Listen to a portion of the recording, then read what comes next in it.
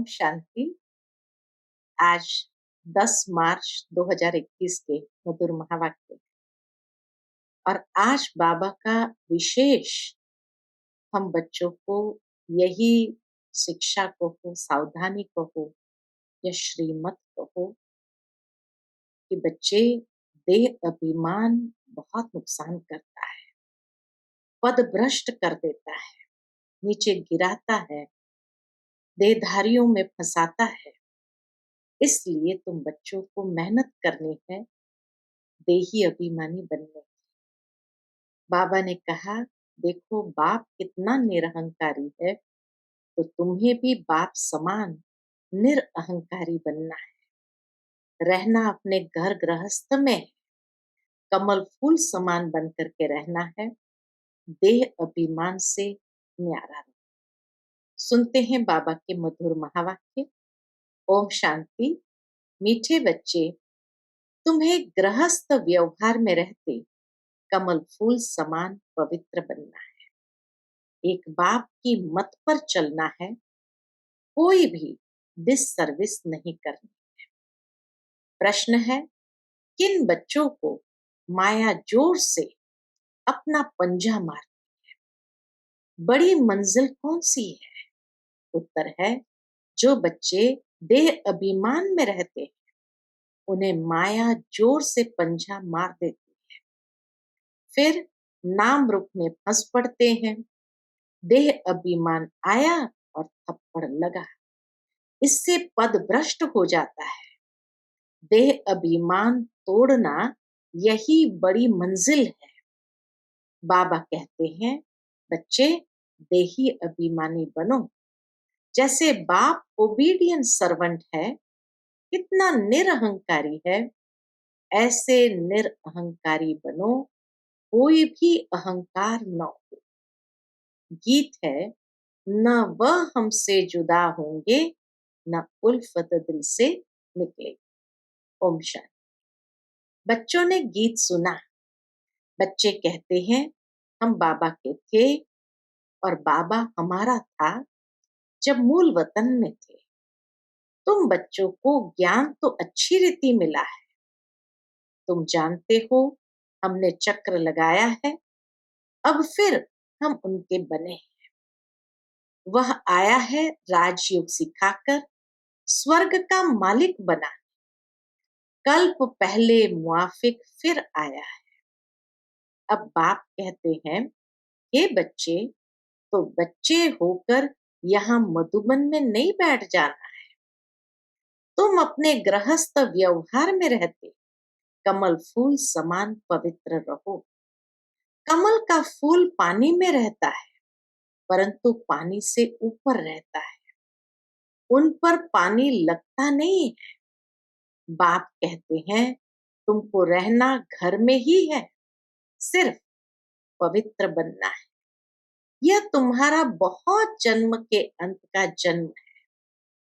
जो भी मनुष्य मात्र है, उन सबको पावन बनाने मैं आया।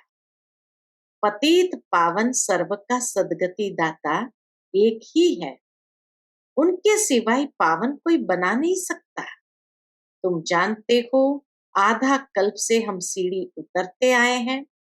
84 जन्म तुमको जरूर पूरे करने हैं और 84 का चक्र पूरा कर जब फिर जड़जड़ीभूत अवस्था को पाते हैं, तब मुझे आना पड़ता है। बीच में और कोई पतित से पावन बना नहीं सकता। कोई भी न बाप को न रचना को जानते हैं। ड्रामा अनुसार सबको कलयुग में पतित तमो प्रधान बनना ही है। बाप आकर सबको पावन बनाए शांति धाम में ले जाते हैं। बाप आकर सबको पावन बनाए शांति धाम ले जाते हैं और तुम बाप से सुख धाम का वर्षा पाते हो। सतयुग में कोई दुख होता नहीं है। अभी तुम जीते जी बाप के बने हो। बाप कहते हैं, तुमको गृहस्थ व्यवहार में रहना है। बाबा कभी किसी को कह नहीं सकते कि तुम घर बार छोड़ो, नहीं। घर गृहस्थ में रहते सिर्फ अंतिम जन्म पवित्र बनना है। बाबा ने कभी कहा है क्या कि तुम घर बार छोड़ो? नहीं, तुमने ईश्वरीय सेवा अर्थ आपे ही छोड़ा है। जिन्होंने छोड़ा है ईश्वरीय सेवा अर्थ आपे ही छोड़ा है। बाबा ने कभी किसी को कहा नहीं तुम घर बार छोड़ो। कई बच्चे हैं घर गृहस्थ में रहते, ईश्वरीय सर्विस करते हैं, छुड़ाया नहीं जाता है। बाबा किसको भी छुड़ाते नहीं। तुम तो आप ही सर्विस पर निकले हो। बाबा ने किसको छुड़ाया नहीं। तुम्हारे लौकिक बाप शादी के लिए कहते हैं, तुम नहीं करते हो क्योंकि तुम जानते हो कि अब मृत्यु लोक का अंत है, शादी बर्बादी ही होगी। मनुष्य जानते हैं शादी बर्बादी ही होगी, फिर हम पावन कैसे बनेंगे? हम क्यों न भारत को स्वर्ग बनाने की सेवा में लग जाए। बच्चे चाहते हैं कि राम राज्य हो, पुकारते हैं ना, हे पतित पावन सीताराम, हे राम आकर भारत को स्वर्ग बनाओ। कहते भी है परंतु समझते नहीं। सन्यासी लोग कहते हैं इस समय का सुख काग विष्टा के समान है। बरोबर है भी ऐसे। यहाँ सुख तो है ही नहीं। कहते रहते हैं परंतु किसकी बुद्धि में नहीं। बाप कोई दुख के लिए ये सृष्टि थोड़ी रचते हैं। बाप कहते हैं क्या तुम भूल गए हो, स्वर्ग में दुख का नाम निशान नहीं रहता है। वहां कंस आदि कहां से आए। अब बेहद का बाप जो सुनाते हैं उनकी मत पर चलना है। अपनी मनमत पर चलने से बर्बादी कर देते हैं। आश्चर्यवत सुनंती कथंती भागंती या ट्रेटर बनंती, फिर जाकर डिससर्विस करते। उनका फिर क्या होगा? हीरे जैसा जीवन बनाने बदले क्या किया? हीरे जैसा जीवन बनाने बदले कौड़ी मिसल बना देते हैं। पिछाड़ी में तुमको सब अपना साक्षात्कार होगा। ऐसी चलन के कारण यह पद पाया। यहाँ तो तुमको कोई भी पाप नहीं करना है क्योंकि तुम पुण्य आत्मा बनते। पाप का फिर 100 गुना दंड हो जाएगा। संगम का हिसाब ही है 1 का 100 गुना। इसलिए बाबा कहे तुमको यहाँ पाप आत्मा नहीं बनना है क्योंकि पाप का फिर 100 गुना दंड हो जाएगा। बल स्वर्ग में तो आएंगे परंतु बिल्कुल ही कम पद। यहाँ तुम राजयोग सीखने आए हो, फिर प्रजा बन जाते हैं। मर्तबे में तो बहुत फर्क है ना। यह भी समझाया है, यज्ञ में कुछ देते हैं फिर वापस ले जाते हैं तो चंडाल का जन्म मिलता है। कई बच्चे फिर चलन भी ऐसी चलते हैं जो पद कम हो जाता है। बाबा समझाते हैं ऐसे कर्म नहीं करो जो राजा रानी के बदले प्रजा में भी कम पद मिले। यज्ञ में स्वाहा होकर भागंती होते तो क्या जाकर के बनेंगे। यह भी बाप समझाते हैं बच्चे कोई भी विकर्म नहीं करो, नहीं तो 100 गुना सजाएं मिलेगी। फिर क्यों नुकसान करना चाहिए। यहाँ रहने वालों से भी जो घर गृहस्थ में रहते हैं, सर्विस में रहते हैं, वे बहुत उच्च पद पाते हैं। ऐसे बहुत गरीब है 8 आना व रुपया भेज देते हैं और जो भल यहाँ 1000 भी देवे तो भी गरीब का ऊंच पद हो जाता है क्योंकि वह कोई पाप कर्म नहीं करते हैं। पाप करने से 100 गुना बन जाएगा। तुमको पुण्य आत्मा बन सबको सुख देना है। दुख दिया तो फिर ट्रिब्यूनल बैठती है, साक्षात्कार होता है कि तुमने यह किया, अब खाओ सजा। पद भी भ्रष्ट हो जाएगा, सुनते भी रहते हैं, फिर भी कई बच्चे उल्टी चलन चलते रहते हैं। बाप कहते हैं हमेशा खीर खंड होकर रहो। अगर लून पानी होकर रहते हैं तो बहुत डिससर्विस करते हैं। कोई के नाम रूप में फंस पड़ते हैं तो यह भी बहुत पाप हो जाता है। माया जैसे एक चूहा है, फूंक भी देती है, काटती भी रहती है, खून भी निकल आता, पता भी नहीं पड़ता। माया भी ब्लड निकाल देती, ऐसे कर्म करवा देती जो पता भी नहीं पड़ता। 5 विकार एकदम सिर मोड़ लेते हैं। बाबा सावधानी तो देंगे ना, ऐसा न हो जो फिर ट्रिब्यूनल के सामने कहे कि हमको सावधान थोड़े किया, तुम जानते हो ईश्वर पढ़ाते हैं। खुद कितना निरहंकारी है, कहते हैं हम ओबीडियंट सर्वेंट हैं। कोई कोई बच्चों में कितना अहंकार रहता है, बाबा तो जानता है सबको। बाबा का बनकर फिर ऐसे ऐसे कर्म करते हैं जो बात मत पूछो। इससे तो जो बाहर घर गृहस्थ व्यवहार में रहते हैं वो बहुत ऊंच चले जाते हैं। देह अभिमान आते ही माया जोर से पंजा मार देती है। देह अभिमान तोड़ना बड़ी मंजिल है। देह अभिमान आया और थप्पड़ लगा तो देह अभिमान में आना ही क्यों चाहिए जो पद भ्रष्ट हो जाए। ऐसा न हो वहां जाकर झाड़ू लगाना पड़े। अब अगर बाबा से कोई पूछे तो बाबा बता सकते हैं, खुद भी समझ सकते हैं कि मैं कितनी सेवा करता हूं, हमने कितनों को सुख दिया है। बाबा मम्मा सबको सुख देते हैं, कितना खुश होते हैं। बाबा बॉम्बे में कितने ज्ञान के डांस करते थे।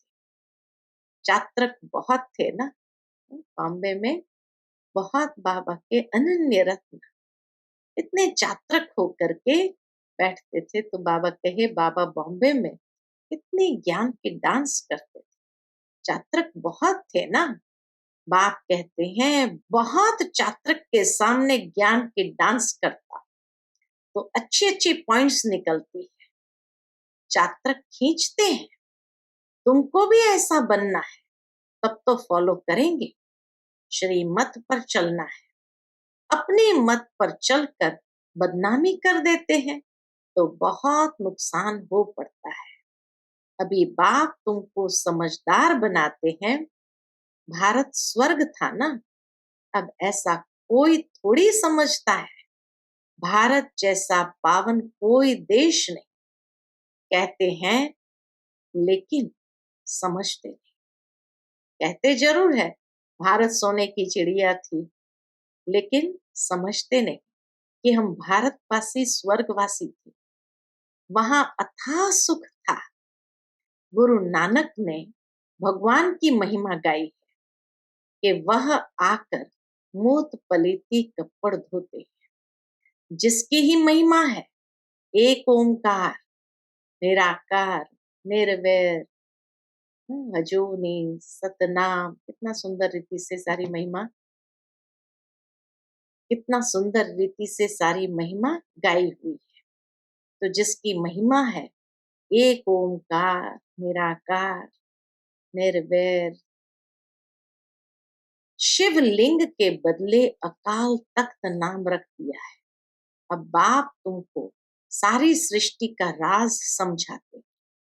बच्चे एक भी पाप नहीं करना, नहीं तो 100 गुना हो जाएगा। मेरी निंदा करवाई तो पद भ्रष्ट हो जाएगा। बहुत संभाल कर अपना जीवन हीरे जैसा बनाओ, नहीं तो बहुत पछताएंगे। जो कुछ उल्टा किया है वह अंदर में खाता रहेगा। क्या कल्प कल्प हम ऐसे करेंगे जिससे नीच पद पाएंगे। बाप कहते हैं माता पिता को फॉलो करना चाहते हो तो सच्चाई से सर्विस करो। माया तो कहां न कहां से घुस कर आए। सेंटर्स की हेड्स को बिल्कुल निरअहंकारी होकर रहना है। बाबा का ऑर्डर है, सेंटर्स की हेड्स को बिल्कुल निरअहंकारी होकर रहना है। बाप देखो कितना निरअहंकारी है। कई बच्चे दूसरों से सर्विस लेते हैं। बाप इतना निरअहंकारी, कभी किसी पर गुस्सा नहीं करते। बच्चे अगर नाफरमान वरदार हो तो बाप उनको समझा तो सकते हैं, तुम क्या करते हो। बेहद का बाप ही जानते हैं। सब बच्चे एक समान सपूत नहीं होते, कपूत भी होते हैं। बाबा समझानी देते हैं, ढेर बच्चे, यह तो वृद्धि को पाते हजारों की अंदाज में हो जाए। तो बाप बच्चों को सावधानी भी देते हैं, कोई गफलत नहीं करो। यहाँ पतित से पावन बनने आए हो तो कोई भी पतित काम नहीं करो। न नाम रूप में फंसना है, न देह अभिमान में आना है। देही अभिमानी हो, बाप को याद करते रहो, श्रीमत पर चलते रहो। माया बड़ी प्रबल है, बाबा सब कुछ समझा देते। इतना सरलता से बाबा सब कुछ समझा देते। अच्छा, मीठे मीठे सिकिलते बच्चों प्रति माता पिता बाप दादा का याद प्यार और गुड मॉर्निंग। रूहानी बाप की रूहानी बच्चों को नमस्ते। हम सब रूहानी बच्चों की रूहानी माता पिता बाप दादा को याद प्यार गुड मॉर्निंग और नमस्ते नमस्ते। शुक्रिया बाबा, शुक्रिया। आज की मुरली से धारणा के लिए मुख्य सार है, पहली पॉइंट, बाप समान निरअहंकारी बनना है। किसी से सेवा नहीं लेनी, किसी को दुख नहीं देना है। ऐसा कोई पाप कर्म न हो जिसकी सजा खानी पड़े। आपस में खीर खंड होकर रहना है। दूसरी पॉइंट, एक बाप की श्रीमत पर चलना है, अपनी मत पर। आज का बाबा का मधुर वरदान है, दिव्य बुद्धि के विमान द्वारा विश्व की देख रेख करने वाले मास्टर रचयिता भव। दिव्य बुद्धि के विमान द्वारा विश्व की देख रेख करने वाले मास्टर रचयिता भव।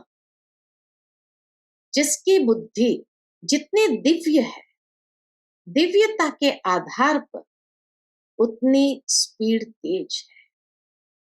तो दिव्य बुद्धि के विमान द्वारा एक सेकंड में स्पष्ट रूप से विश्व परिक्रमा कर सर्व आत्माओं की देख रेख करो, उन्हें संतुष्ट करो। जितना आप चक्रवर्ती बनकर चक्र लगाएंगे, उतना चारों ओर का आवाज निकलेगा कि हम लोगों ने ज्योति देखी, चलते हुए फरिश्ते देखे। इसके लिए स्वयं कल्याणी के साथ विश्व कल्याणी मास्टर रचता बनो। आज का स्लोगन है, मास्टर दाता बन अनेक आत्माओं को प्राप्तियों का अनुभव कराना ही ब्रह्मा बाप समान बन। मास्टर दाता बन अनेक आत्माओं को प्राप्तियों का अनुभव कराना ही ब्रह्मा बाप समान बनना है। फिर आज की मुरली छोटी होने कारण मातेश्वरी जी के अनमोल महावाक्य है। पहली पॉइंट, ईश्वर सर्वव्यापी नहीं है, उसका प्रमाण क्या। ईश्वर सर्वव्यापी नहीं है, उसका प्रमाण क्या है। शिरोमणि गीता में जो भगवान वाच है, बच्चे, जहां जीत है वहां मैं, जहां जीत है वहां मैं। यह भी परमात्मा के महावाक्य है। पहाड़ों में जो हिमालय पहाड़ है उसमें मैं, और सांपों में काली नाग में। इसलिए पर्वत में ऊंचा पर्वत कैलाश पर्वत दिखाते हैं, और सांपों में काली नाग। इससे सिद्ध है कि परमात्मा अगर सर्व सांपों में केवल काले नाग में है, तो सर्व सांपों में उसका वास नहीं हुआ। अगर परमात्मा ऊंचे ते ऊंचे पहाड़ में है, वो या नीचे पहाड़ों में नहीं है। और फिर कहते हैं जहां जीत वहां मेरा जन्म, वो या हार में मैं नहीं हूं। अब यह बातें सिद्ध करती है कि परमात्मा सर्वव्यापी नहीं। एक तरफ ऐसे भी कहते हैं और दूसरे तरफ ऐसे भी कहते हैं कि परमात्मा अनेक रूप में आते हैं। जैसे परमात्मा को 24 अवतारों में दिखाया है। कहते हैं कच्छ मच्छ आदि सब रूप परमात्मा के हैं। अब यह है उन्हों का मिथ्या ज्ञान, यह है उन्हों का मिथ्या ज्ञान। ऐसे ही परमात्मा को सर्वत्र समझ बैठे, जबकि इस समय कलयुग में सर्वत्र माया ही व्यापक है। तो फिर परमात्मा व्यापक कैसे ठहरा? गीता में भी कहते हैं कि मैं फिर माया में व्यापक नहीं हूं। इससे सिद्ध है कि परमात्मा सर्वत्र नहीं। फिर दूसरा विषय मम्मा ने लिया है निराकारी दुनिया। निराकारी दुनिया आत्मा और परमात्मा का रहने का स्थान। निराकारी दुनिया आत्मा और परमात्मा के रहने का स्थान। अब यह तो हम जानते हैं कि जब हम निराकारी दुनिया कहते हैं, तो निराकार का अर्थ यह नहीं कि उनका कोई आकार नहीं है।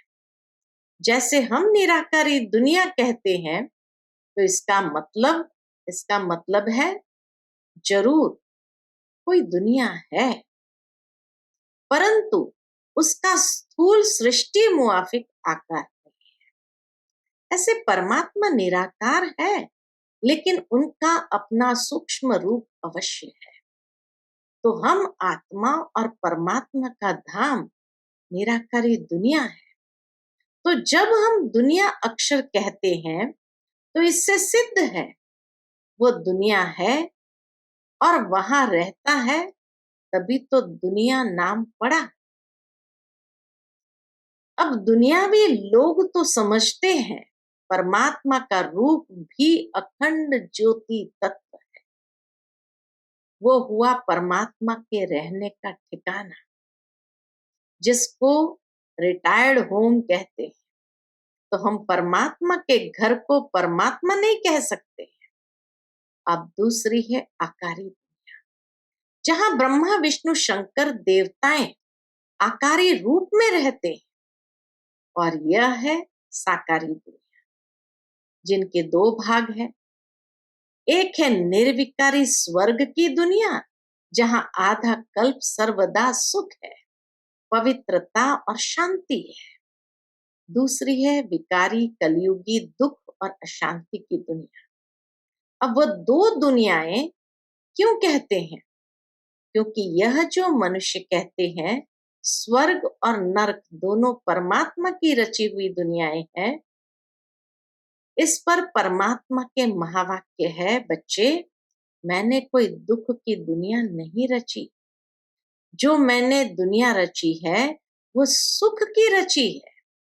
अब यह जो दुख और अशांति की दुनिया है, वो मनुष्य आत्माएं अपने आप को और मुझ परमात्मा को भूलने के कारण ये हिसाब किताब भोग रहे।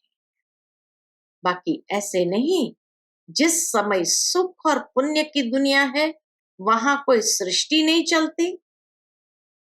हाँ अवश्य, जब हम कहते हैं कि वहां देवताओं का निवास स्थान था, वहां सब प्रवृत्ति चलती थी, परंतु इतना जरूर था वहां विकारी पैदाइश नहीं थी, जिस कारण इतना कर्म बंधन नहीं था। उस दुनिया को कर्म बंधन रहित स्वर्ग की दुनिया कहते हैं। तो एक है निराकारी दुनिया, दूसरी आकारी दुनिया, तीसरी है साकारी। और साकारी दुनिया में भी एक है स्वर्गीय दुनिया, एक है नर की तुल्य। अच्छा, Om Shanti. To watch Peace of Mind channel videos on YouTube, subscribe us on youtube.com/tvpeaceofmind. Just a click for a peaceful life.